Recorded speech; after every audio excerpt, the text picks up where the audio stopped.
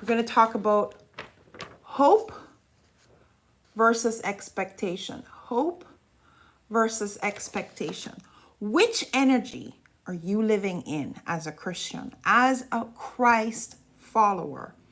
Are you living hopefully or expectantly? This is a huge mindset, okay? If we're living in hope or we're living in expectation, it will determine the outcomes that we experience and we enjoy. Hope has one set of outcomes, expectation has another set of outcomes. So according to Bible study tools, I pulled a definition for you. Now, by the way, I had these printed flipped so they would show up correctly for you. So according to BibleStudyTools.com, it defines hope as to trust in, wait for, look for, or desire something or someone beneficial in the future. To trust in, wait for, look for, or desire someone or something beneficial in the future. Now, that is hope, okay? Hope is very different from expectation. So, there is a verse in the Bible that has hope, faith, and expectation all built in to the very same verse. And that is found in Hebrews 11 verse 1. Many of you know this verse.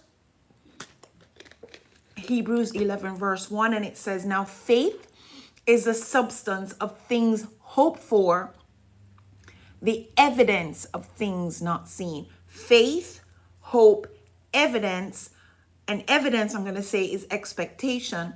Faith, hope, expectation in the same verse, Hebrew 11 verse 1. Now faith is a substance of things hoped for, the evidence of things not seen. So I put together a quick chart because faith, hope, and expectation are sometimes used interchangeably by a lot of people. And while they have different definitions, they are so similar that a lot of times when we speak, we interchangeably use these words, but they do have different definitions, and the nuance to those definitions do make a big difference. It definitely makes a big difference in the results and the outcome. So for those of you watching live or later, thank you very much. My name is Trudy Bierman. I am the CEO and host of PSI TV, Profitable Social Influence TV. I also have another channel on TV called the Christians and Money channel. And you can watch us on Roku, Amazon Fire, Apple TV, and Vita TV. So I'm also a doctoral candidate at Liberty University, and I'm pursuing my research in influential reach. But I truly believe that as a Christ follower, I don't segment my life. And so I'm a Christian on Sunday and just whatever it is the rest of the week, because I am intrinsically and at the cellular level, I believe, a Christ follower. It spills over into every aspect of my life, especially my business. So my business is run on biblical principles, and I hope they are for you as well. So let's look at hope, faith, and expectation. We tend to use these words interchangeably, but they really do mean different things. So the definition of hope, I kind of read before, but I read it from the Bible Study Tools definition. So here's what the dictionary has to say. Hope is a feeling of desire for a certain thing to happen, a hope or feeling of desire for a specific thing to happen, often with an optimistic outlook, but without certainty. It's an emotional state. Hope is an emotional state that reflects a longing or wish for a positive outcome. So I'll read it one more time. Hope is a feeling or desire. Hope is emotion based. A feeling or desire for a certain or specific thing to happen with an optimistic outlook, but without certainty. It is an emotional state that reflects a longing or a wish for a positive outcome. So hope is a good thing. But hope has no real certainty to it. It is a desire for something that you emotionally hope will happen. You hope for a positive outcome. Faith now is a next step up. Faith is a strong belief or trust in someone or something, often without tangible evidence. And this is why our belief in any religion is based on faith, because unless you are a scientist and you're just believing in things you can absolutely prove, there's an element to religion that requires faith. Now, I truly believe that even atheism is a faith. Just because secularly we haven't tagged it as a faith, but a faith is a belief in something, and you can hardly prove that there is no God, because just because you can't see it doesn't mean he doesn't exist. Just the same way we can't see air, but we know it exists. We can't see gravity, but we know it exists. So I believe atheism is in itself a faith, but that's a story for another day. So faith is defined as a strong belief or trust in something or something, often without tangible evidence. It's rooted in confidence, assurance, or loyalty, particularly in religious or spiritual contexts. So faith, it does not necessarily require a tangible evidence. Hope, there is no certainty with hope. Faith is another level above hope, but it doesn't require tangible evidence for faith to exist. Expectation now.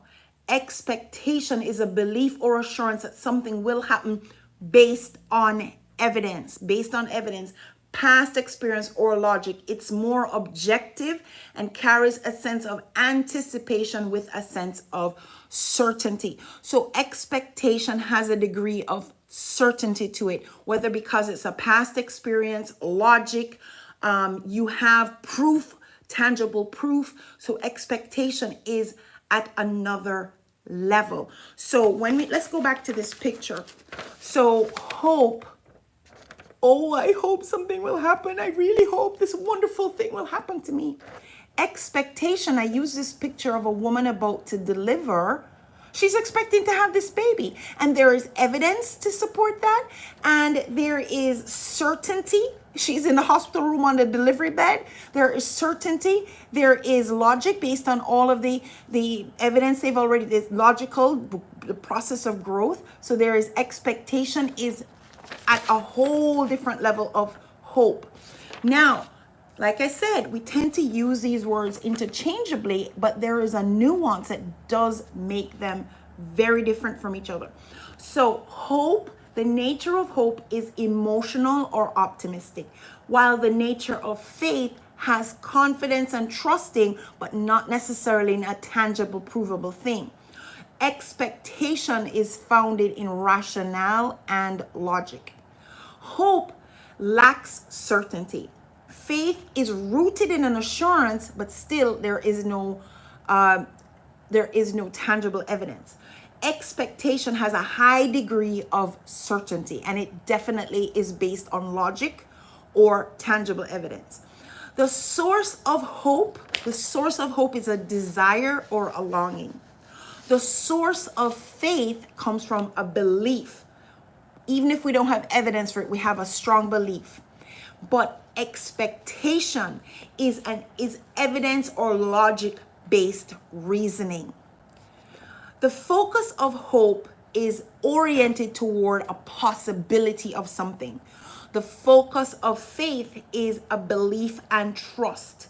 The focus of expectation is a likely outcome. The content or the context for hope is it's used in personal and emotional terms. You can see this.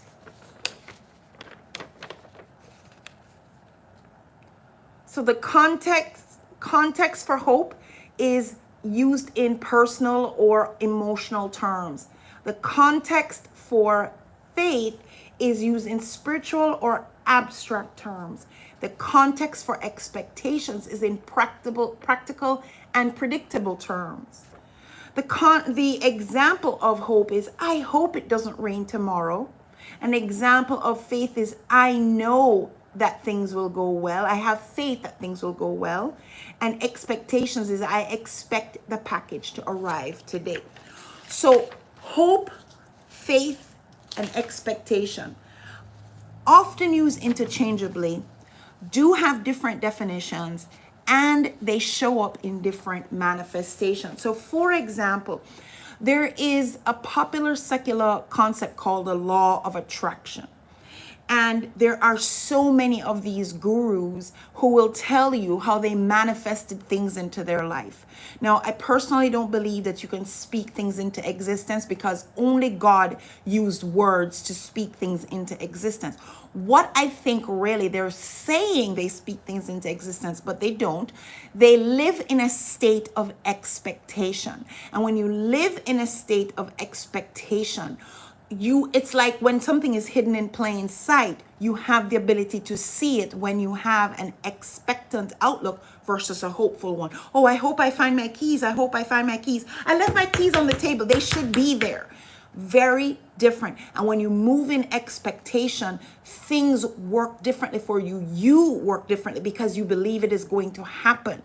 So I believe that this thing called law of attraction and manifesting certain realities comes out of living in expectation. So that's why I asked the question, what state are you, Christ follower, living in? If you live in hope, you hope God shows up for you. You hope he heals you. You hope good things happen. But when you live in a state of expectation, you expect for healing to happen. You expect God to show up. You expect that he has your back.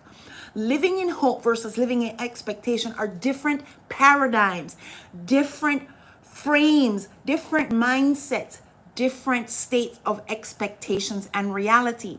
And so Jesus even has a thing where he said to this man, to the degree of your belief, it will let it happen for you. So to the degree of our expectation, do you expect or do you hope? Do you expect or do you hope? Now, I want to be transparent. There was a long period of my life, I believe I was already a Christ follower, saved by grace through no effort of my own. God was just so good, and he saved me. Fantastic. I saw many miracles, so many miracles in my life, so many miracles around me, actually more around me than in my life. And I always knew God could, and I always knew he would, but I always lived in hope. I hope he will do it for me. I hope he will do it for me. And not a lot happened in my life when I lived in hope. Sometimes things would happen because God is just gracious and kind that way. But honestly, when you live expectantly, it's very different. So let me show you 3 Hebrew boys that lived in expectancy. Very different experience than when you live in hope. So this is Shadrach, Meshach, and Abednego. It's found in Daniel 3, verses 17 to 18. If it be so, let me set up the story for you. Shadrach, Meshach, and Abednego failed to bow down to this statue that was claimed to be a god. They were to bow down and worship. They refused to do so, and so they were about to be thrown into the fiery furnace. And they were given one last opportunity to bow before this statue, and they refused. And this is what they told the king. If it be so, our God whom we serve is able to deliver us from the burning fiery furnace, and he will deliver us out of thine hand, O king. And he will deliver us out of thy hand, O king.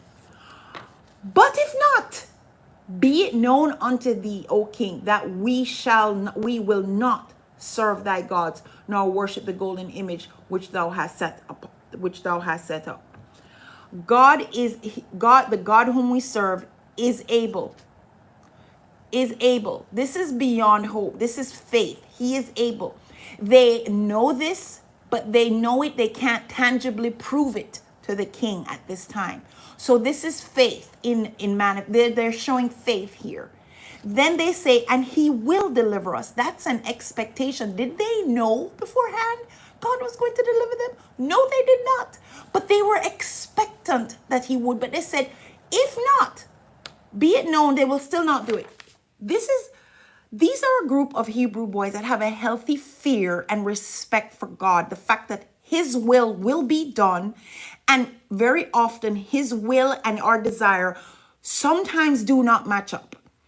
Sometimes it does not match up. Sometimes, like Joseph, you do need to go into the prison before you get to the palace. Sometimes, like Moses, you have to run away and live in the desert for several years before you lead the children out. Because remember, Moses saw himself as a leader of the children of Israel, but he went and killed the soldiers. That was not the right way nor the right time.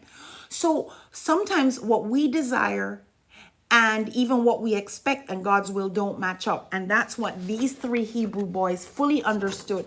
They had faith, which is beyond hope. That is a belief without necessary tangible evidence that you can show to someone else.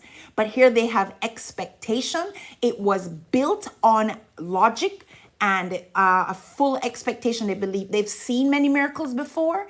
And so they had an evidence that they couldn't show to somebody, but they had evidence for themselves. So their expectation was founded in logic, in reason, and in prior evidence from God. That's for them. And then here is the healthy fear and reverence for God that this is the state we need to live in as Christ followers. We need to have the faith to know that everything the Bible says is so. Everything God says about us is true. And that what he says, he will do. Who he says we are is who we are. And that we can fully expect God to keep all his promises. But when we have a personal desire and a personal expectation, fantastic. Having the expectation, having the faith and the expectation is far above living in hope. Far above living in hope. But even so, we need to have that faith, have that expectation, and say, but if not, to have but if not faith, that it does not change how you see God. Because a lot of times when God does not respond like a genie and a magic fairy, then we get mad with him as if God owes us anything. No, he owes us nothing. And everything we have is from him, including grace and mercy. So I hope this helps you.